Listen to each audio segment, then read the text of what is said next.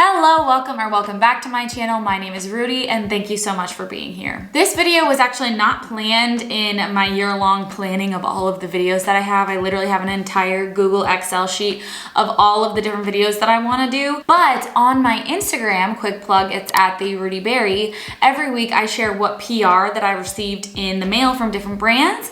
And I asked if you guys would be interested in seeing a review of the new Rare Beauty collection that has recently dropped, and an overwhelming amount of people said yes. So today we will be reviewing the new Rare Beauty loose setting powder, the new bronzing sticks, and 3 new shades of the liquid blushes, and these are all in the dewy formula. I am wearing all of it today. I have on the setting powder, the bronzers, and 1 of the liquid blushes. Also, don't forget to subscribe. If you're new here, we talk about more than just makeup on this channel. We also talk about skincare, mental health, vlogging, a little bit of fashion. We do tons of hauls, and I would love to have you subscribe. So if you are interested in hearing a little bit of my thoughts on the new Rare Beauty drop, or you have questions for me, leave them down below. Otherwise, keep watching.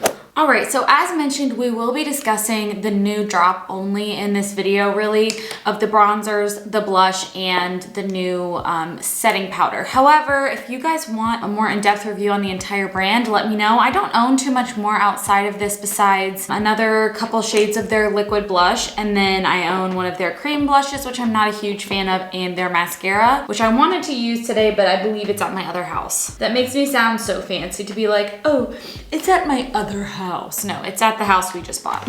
So for my base today, I do have 2 things on before we go in with this setting powder. I'm wearing the Say Beauty Slip Tint in shade 3.5 and my Tarte Hydro Sealer. This is a great combination, especially if you have drier skin, and my skin right now is insanely dry. And you can see how just luminous and glowy, especially this slip tint, makes your skin. It's amazing in the winter. And because of that, it's a little bit tacky, which I felt would be a good time to test out this setting powder. You guys know I'm also not a huge fan of powdering my face in general. However, if I'm going out or I'm not wearing a tubing mascara or something of the sort, I will set my under eyes in some of my oily places. So that's what I'm gonna do today. Mine is in shade light medium, which is pretty much a perfect shade.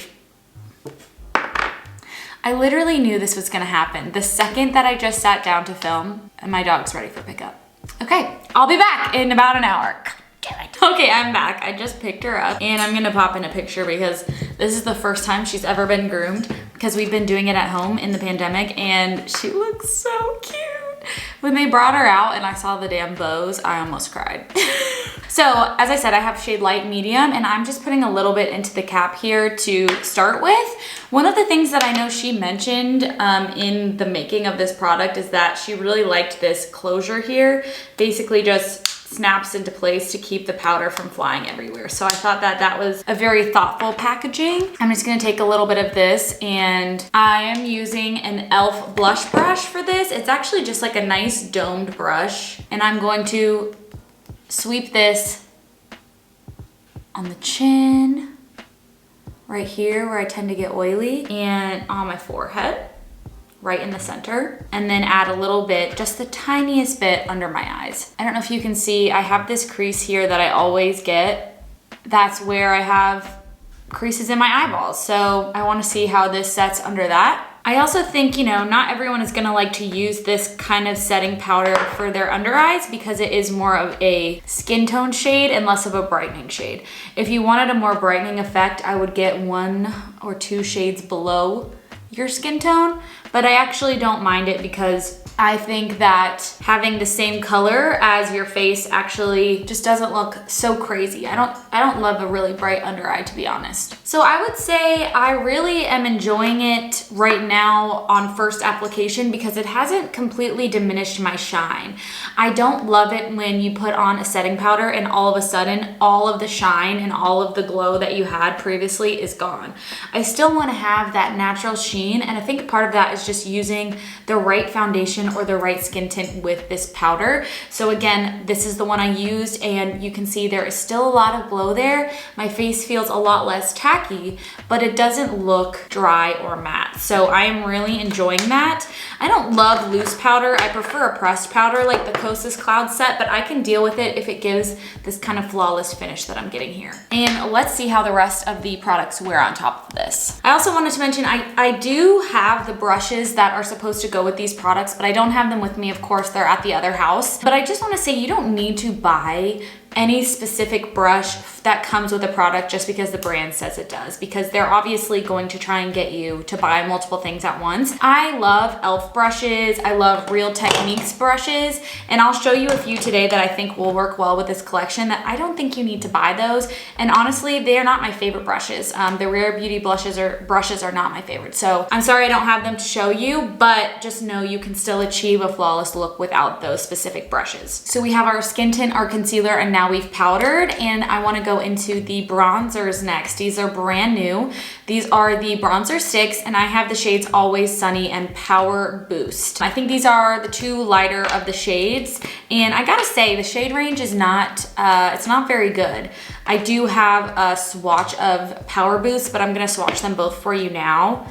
This one to me is more, the shade Power Boost is more of a contour shade on me, and the shade Always Sunny is more of a bronzer. So I'm gonna use both just to show you on the face. But this is the shade Power Boost here, and this is the shade Always Sunny. And as you can see, there's a pretty steep jump in the color range here between the lightest and the second lightest shade. So just keep that in mind. I will say these kind of remind me in formula of their cream blushes, which are sort of cream to powder in the way that they blend out. They are matte and they blend into a powder finish. So it's not gonna give you that super glowy effect. If anything, it's a very natural to matte blend out. You see here, we've got very minimal glow. It's mostly a powder matte finish from a cream to powder formula is how I would describe these. So as mentioned, I'll do a little bit of both just to show you the difference in color. We're gonna start with Power Boost to contour, and then we'll go in with Always Sunny to bronze up the face a little bit. I will say to you guys, I have been breaking out on my forehead recently, and I don't know what it's from, but it's been along my hairline. I don't know if you can see I have some acne up here. And this is kind of the only new product that I've been using, so I'm a little bit curious about that, but we'll see. I don't wanna say it's that because I'm not 100% sure. So another accessible brush that you can use, this is the Real Techniques sculpting brush. It's the 401 if you wanted to look this up. And because I'm contouring, I'm just gonna dab this here. I'm barely going to blend, and when I do, I'm really pulling it up. And you can see how easy that blended out. Because again, these have that cream to powder consistency. They're really gonna be easy for first time users of cream makeup. That's how I feel about their cream blushes as well. If you wanna dip your toes into the cream makeup world, start with a cream to powder formula so you can get a feel for how it's like to put a cream on your face, but as it blends out, it feels more like a mattifying powder. I do like the stick formula, and it glides very, very easily. So I do enjoy these, especially on days where I feel like maybe I'm wearing a super glowy base like this one, and I want a glowy blush and I want to be super highlighted. Sometimes it's better to have a little bit of a matte bronzer to help counteract all of that glow on the face. So you can see I have a very light chisel from the shade Power Boost. And now I'm gonna go and do a similar situation with Always Sunny, but I'm gonna be a lot lighter because again, this is a few shades darker and I am barely putting any pressure on the face. And it's just super easy to apply and very easy to blend as well. So like I mentioned, the shade range is not great, but if you can find a shade that works for you, I say try and pick one of these up, especially again, if you're newer to cream makeup. I'm really enjoying it and it's really quick and easy on the go. I wore this the other day to go to a friend's dinner, and I needed to just get it on in like 10 minutes. And I got my makeup done so quickly because I was using this bronzer. I do think that it is better blended with a brush. I don't think that using a beauty sponge is gonna work for this product, to be honest. It's just going to leave some patchiness, and it may just dissolve into the sponge because it has a weird formula. So just beware. You can also do what I like to do, which is apply the product directly to the brush, but because it is so sort of malleable and thin, you wanna be careful not to use too much because you can really overdo it with these because they're so lightweight and so pigmented. That is sort of something Rare Beauty is very good at, which is making pigmented products that you get a lot for.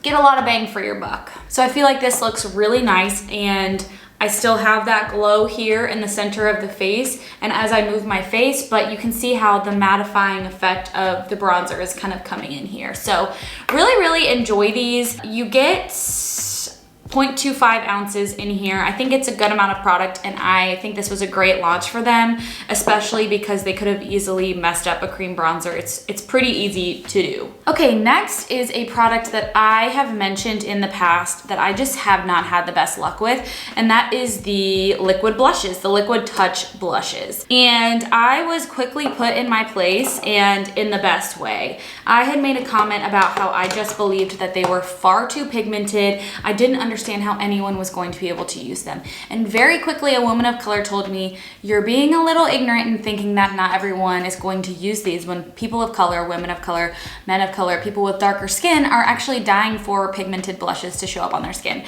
which is absolutely correct. Not everything is made for me, and that's something that I have learned. So I will say these shades of the liquid blushes I think are best suited for lighter skin tones. Not all of them. I think there is one shade in here that would work very well on dark skin tones, and you can see on the Sephora website they always have the swatches listed. But two of these lighter shades, they would work, but I think they were created for some of the lighter end of the range of skin tones. So I was really excited to get these to try this product again, and I have worn it out and I really enjoyed it. I will say this particular formula is just not my personal favorite. However, tons of people love these.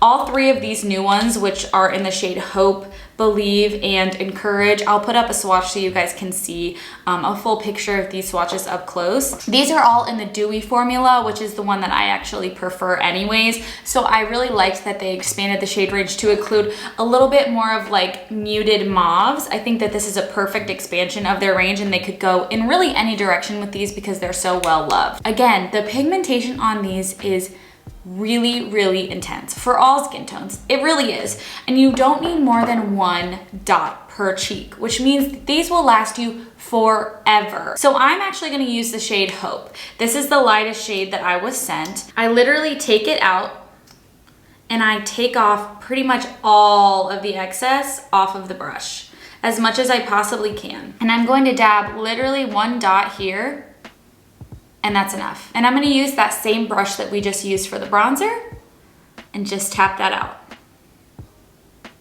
Again, I would rather go in and add more than have to go and blend it to absolute filth because I added too much. So that is 2 little dots there in the shade Hope. I'm gonna do the same thing here. Start with 1 dot and then add from there.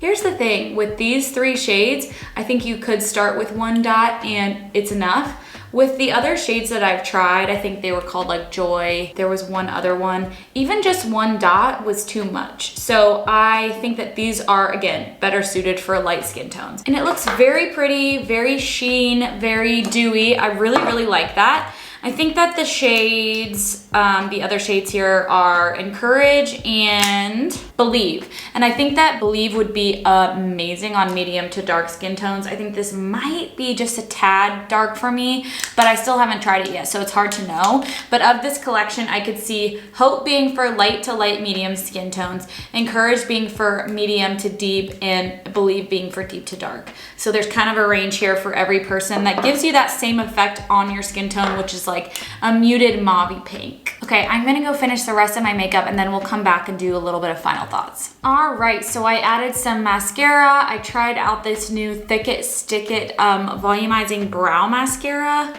which looks really good. And the new e.l.f. glossy lip stains. This is in shade Power Mauve. Looks so pretty. Anyways, I would say overall, I really like the direction that Rare Beauty is going, and I think that this collection is a good indication of the direction of the company and that they want to continue to be on the trends, but also expand in their current collections, which is very cool. And with them being such a young brand, they could literally go anywhere with their product line. There are a lot of things from Rare Beauty that I really love, and a few things that I feel, I'm okay about and a few things that I really, really don't like. I would say most of these are in between the I feel okay about it and the love section. I don't see myself grabbing for these all the time, but when I do use them, I really like them. So I need to figure out kind of like what that is that's keeping me from using these. I think it may be with these blushes that I'm not a huge fan of pink on me, but I have seen myself gravitating towards these bronzer sticks quite a bit, especially again when I have a really dewy or glowy base. I think the setting powder is really pretty. If you're someone who likes to set your face but you don't want to get rid of some of that glow, I think you're really going to enjoy this, and I also like that it comes in a shade range. If you end up picking up anything from this new drop, let me know in the comments below. I'd love to hear your opinion. I think I'm also going to do something like this for the new brand Cali Ray. They actually sent me their entire collection, which is a skin tint, a few different eyeliners, a mascara, and some lip glosses. So let me know also in the comments if you want to see that, and I will see you guys in the next video really soon. Bye!